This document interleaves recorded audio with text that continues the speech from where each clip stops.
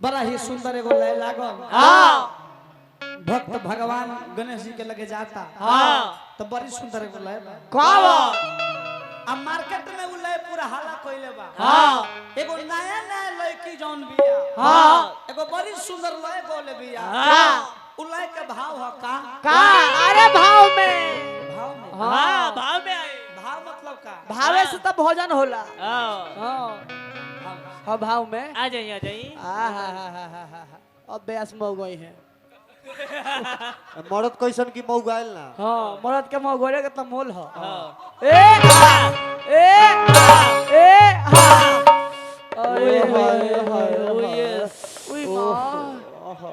माँ डालू की क्या रे।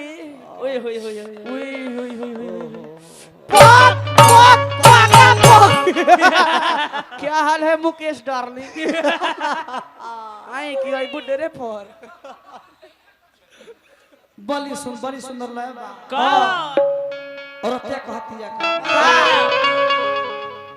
कि हम तो तोर गइनी हो सुंदर बर कोइनी हो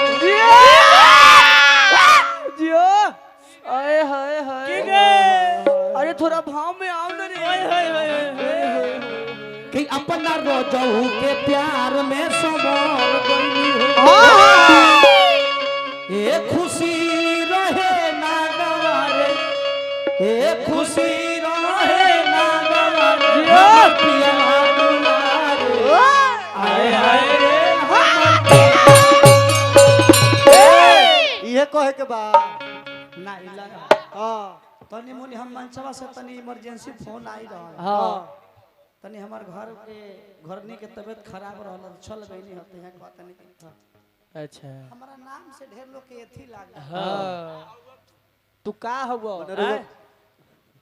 जी प्रणाम गुरुजी लाग जात होई हाँ। काय करो अरवा तान से न हई तारा के एगो चिउटियो न समझी हम पिंटू यहाँ के गीत संगीत इतना सुने लात लखा हाँ।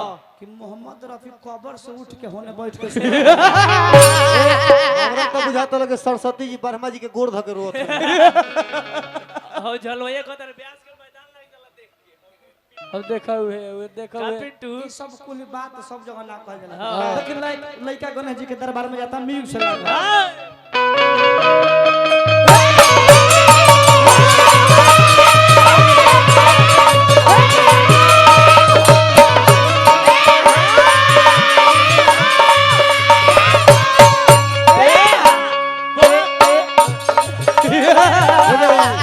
अब पैसा नहीं पैसा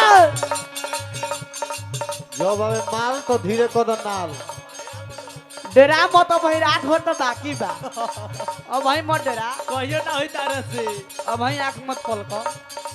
गुडी राय जी डराई मत करो ना होई। गुडी राय जी पानी होलसेलर हां पुरस्कार देले बने हार्दिक हार्दिक अभिनंदन। हम तो चाहब कि वो पानी पैसा मत दी एगो काम करी ना हां एगो दूगो बोतल लिया के दे दी हां पानी के ना तो पानी के ड्राम में गिरा दिए। आइली और बा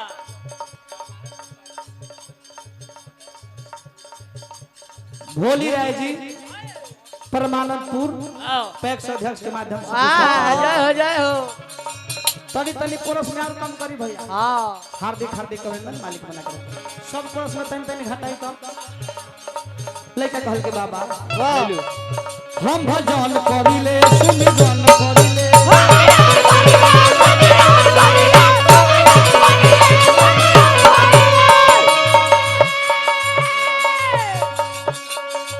जब आइल बारो तो हमने के गा बजा के भक्ति करो तनी जियो तो तू नाच के भक्ति कर लो गलती ना लो। देखो मुकेश हम भजन करिले सुमिरन करिले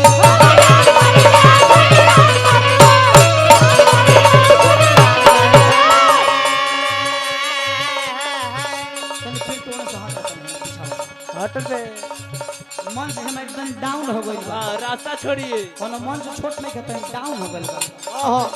हे जे बजा दे हे जे भैया का गया बाबा श्री हो गणेश के पूजन करिले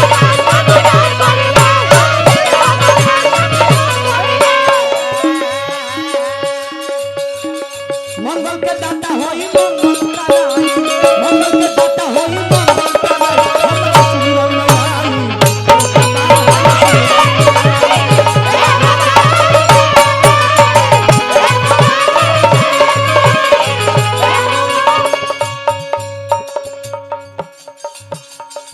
बड़े भैया बहादुर भैया आ संग संग पप्पू भैया लाखों लाख रुपया दिले बानी आशीर्वाद के रूप में भैया के हृदय से प्रणाम बा भोले बाबा गंगा मैया बना के राखे जय हो हार्दिक अभिनंदन बा अरे बेला के पतई बोली बता दी ले तो देखी बोले दादा कोई दिया शिवन करते हारा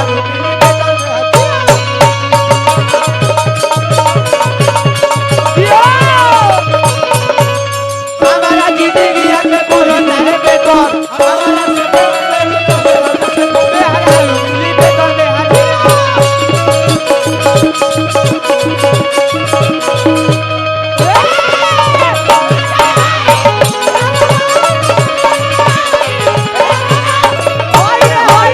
ढेर आदमी चाचा जी देखो तनी के गांव छोड़ के शहर में बसता हां काहे काहे काहे काहे के गांव से ज्यादा शहर में सुविधा मिल रहल हां बाकी आजो माटी के घर के माने जोन जादू बा चाहे चाहे में खूबी बा उ शहर में नहीं खे कतनो टाइल्स के मार्बल लगा के घर बनता न 2 तला 4 तला 5 6 तला एसी चलता फिर कूलर चलता पंखा चलता आज जब लइटवा जाता तब के दिनाव धले ले आ माटी के घर में खूबी रहे गर्मी में ठंडा मिले ठंडा में गर्मी मिले बरसात में खोज जारी रहे दुआरी पर लिखाते रहे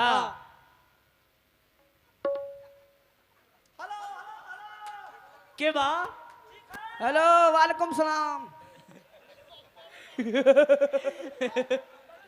आइए थोड़ा खाओ कर जाइए आइए आइए आइए कुछ नाश्ता पानी कीजिए तब पहले माटी के घर बने चाचा हाँ। तो दुआरी पर लिखा है क्या रिधि सीधी हाँ।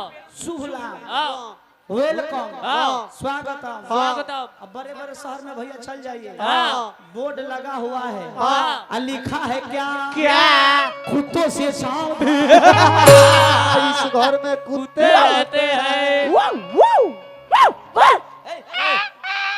लेके कह के बाबा पियर धोती शोभे पियर है जनेऊआ पियर पियर लड्डू आके भोग